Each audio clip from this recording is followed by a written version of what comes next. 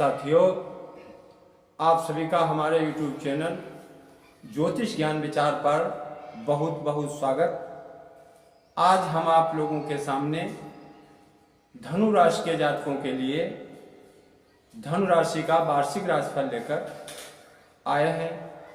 आप लोग अंत तक हमारा वीडियो देखें और जिन लोगों ने अभी तक सब्सक्राइब नहीं किया है वो हमारा चैनल सब्सक्राइब कर लें। साथियों, धनु राशि वाले जातकों पर 60 शनि चल रहा है और वर्ष 2023 में शनि महाराज 17 जनवरी को राशि परिवर्तन कर रहे हैं। 17 जनवरी 2023 को शनि देव का राशि परिवर्तन होगा। वो अपनी मकर राशि से कुंभ राशि में गोचर कर जाएंगे और इसी के साथ धनु राशि के जातक साढ़े से पूरी तरीके से मुक्त हो जाएंगे। और अभी तक जो धनु राशि के जातकों के कामों में अड़चने आती थी शनि देव के प्रभाव से, अब वो दूर हो जाएंगी और धनु राशि के जातकों के लिए ये शुभ होगा। बहुत से रुके हुए कार्य बनने लगेंगे। साथियों, तृतीय भाव में आकर शनि आपकी कार्य क्षमता में वृद्धि करेगा, क्योंकि तृतीय भाव में कोई भी पाप ग्रह शुभ फल देता है और बलवान हो जाता है। तो शनि देव तृतीय भाव में होंगे आपकी राशि से, इसलिए आपकी कार्य क्षमता में वृद्धि होगी। लेकिन शनि देव की दृष्टि, शनि देव अपनी मकर राशि से और कुंभ राशि में गोचर करेंगे। कुंभ राशि में गोचर करते हुए शनि देव की दृष्टि पंचम भाव पर पड़ेगी और नवम भाव को देखेंगे तथा अपनी 10वीं दृष्टि से वो द्वादश भाव पर नजर डालेंगे। तो धनु राशि वालों के लिए पंचम भाव पर दृष्टि पड़ने के कारण संतान पक्ष से कष्टपूर्ण स्थितियां बन सकती हैं। विद्यार्थी जो है उनके लिए मुश्किलें आ सकती हैं। उनका पढ़ाई में मन ना लगे, पढ़ाई में व्यवधान पैदा हो, तो विद्यार्थी जो हैं धनु राशि के, उनके लिए भी शनि का प्रभाव बना रहेगा। और नवम भाव पर शनि की दृष्टि होने से थोड़ा धर्म कर्म में अरुचि सी हो सकती है, लेकिन आचरण की शुद्धता बनाए रखना महत्वपूर्ण है। जो जातक अपने आचरण की शुद्धता रखेंगे, शनि देव की कृपा उनको निश्चित ही प्राप्त होती रहेगी और उनका भाग्योदय होता रहेगा, शनि महाराज का आशीर्वाद मिलता रहेगा। इसलिए धनु राशि के जातकों को धर्म कर्म करते रहना होगा और अपने आचरण की शुद्धता पर विशेष ध्यान देना होगा। साथियों, आगे बढ़ते हैं। वर्ष 2023 के प्रारंभ में देवगुरु बृहस्पति आपकी कुंडली में चतुर्थ भाव पर अपनी राशि मीन पर गोचर करेंगे। आपके सामने ये 2 कुंडली बनी हुई है। तो इसमें प्रथम कुंडली वर्ष के प्रारंभ की है और द्वितीय कुंडली जो है वो वर्ष के उत्तरार्ध की स्थिति को बता रही है। तो साथियों, वर्ष के प्रारंभ में देवगुरु बृहस्पति चतुर्थ भाव में होंगे और चतुर्थ भाव का गुरु जो है वो पूज्य होता है। इसलिए गुरु की पूजा करना आप लोगों के लिए शुभ रहेगा। देव गुरु चतुर्थ भाव में है, इसलिए वर्ष के प्रारंभ में श्रम और संघर्ष की अधिकता रहेगी तथा पूंजी की कमी का एहसास हो सकता है। धनराशि के जातक पूंजी की कमी को महसूस कर सकते हैं और छोटी छोटी बातों पर उत्तेजित होकर के परेशान हो सकते हैं। इसलिए धनराशि के जातकों को अपने क्रोध पर नियंत्रण रखना होगा, तभी उनका लाभ होगा।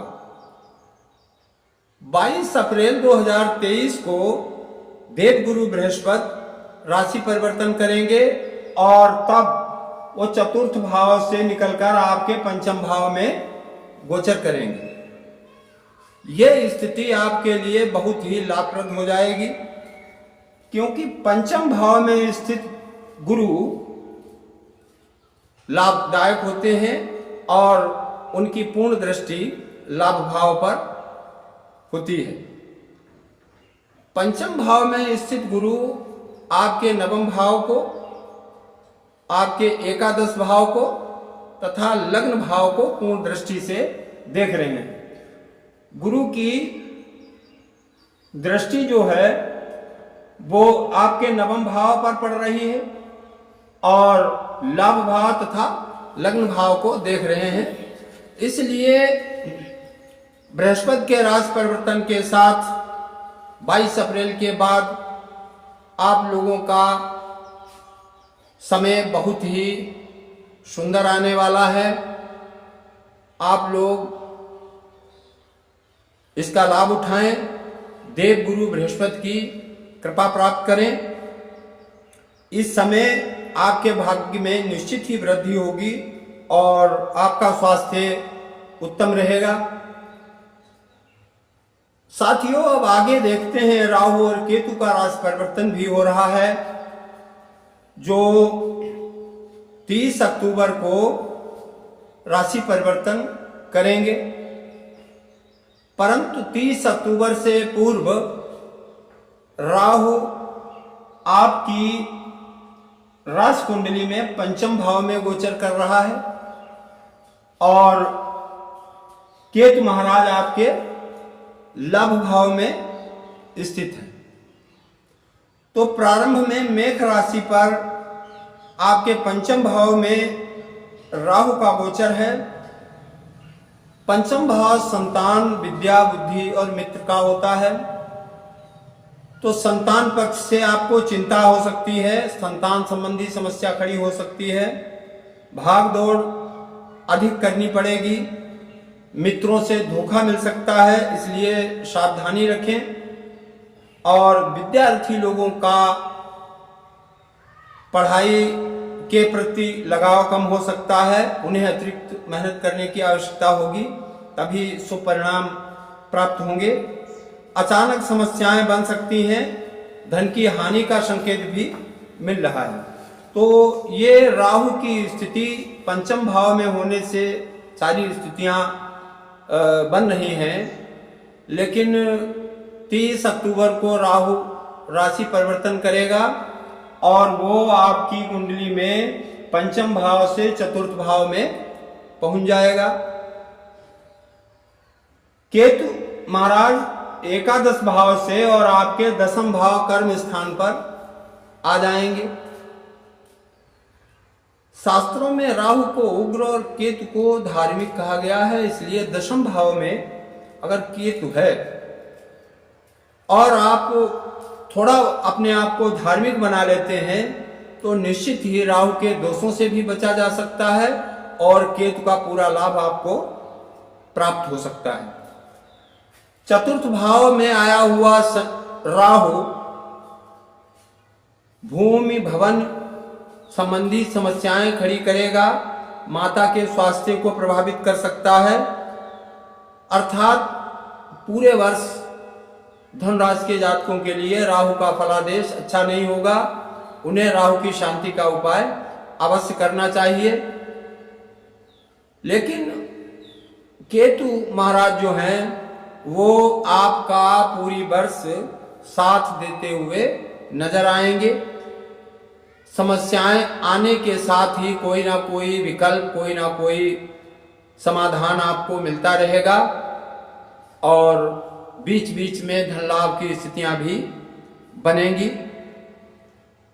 भूमि भवन संबंधी कार्य भी बनेंगे।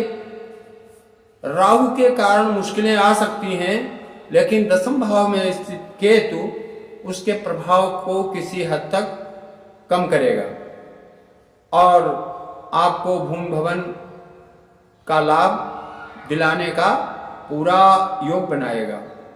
तो आप धन राशि के जातकों को राहु का पूजन, मंत्र जाप या उसकी शांति का उपाय करना श्रेष्ठ रहेगा। धन राशि के जातकों के लिए जनवरी का माह बहुत ही शुभ रहेगा। स्वास्थ्य उत्तम रहेगा, कार्य व्यवसाय में वृद्धि होगी। फरवरी महीने में कुछ ऐसा योग बन रहा है कि नौकरी चाहने वाले जातकों की मनोकामना पूर्ण हो सकती है और उन्हें कहीं ना कहीं जॉब मिल सकता है। तो फरवरी का महीना भी अच्छा रहेगा और मार्च, अप्रैल, मई ये 3 महीने सामान्य रहेंगे। इनमें लाभ की स्थितियां भी बनेंगी। यदा कदा कहीं कोई समस्या हो सकती है, लेकिन फिर भी कुल मिला के ये मई तक का समय जो है बहुत ही उत्तम रहने वाला है। जून जुलाई का समय कुछ मध्यम रहेगा और इसमें कुछ संघर्षपूर्ण स्थितियां नजर आ रही हैं। अगस्त में स्थिति आपकी फिर से बहुत बेहतर होगी। अन्य ग्रहों का योग, शुक्र, सूर्य इत्यादि की स्थितियां ऐसी बनेंगी कि आपको लाभ प्राप्त होगा, लेकिन थोड़ा झंझट वाले कामों से आपको दूर रहना होगा, क्योंकि राहु चतुर्थ भाव में होगा और समस्याएं खड़ी कर सकता है। वर्ष का बाकी समय भी सामान्य और मिला जुला रहेगा। कुल मिला के धनराशि के जातकों के लिए वर्ष 2023 लाभदायक रहेगा, उत्तम रहेगा। यदा कदा राहु की वजह से समस्याएं दिखाई दे रही हैं तो आप राहु की शांति करते रहें और शुभ समय का पूरा लाभ उठाएं। इसी के साथ जय माता दी।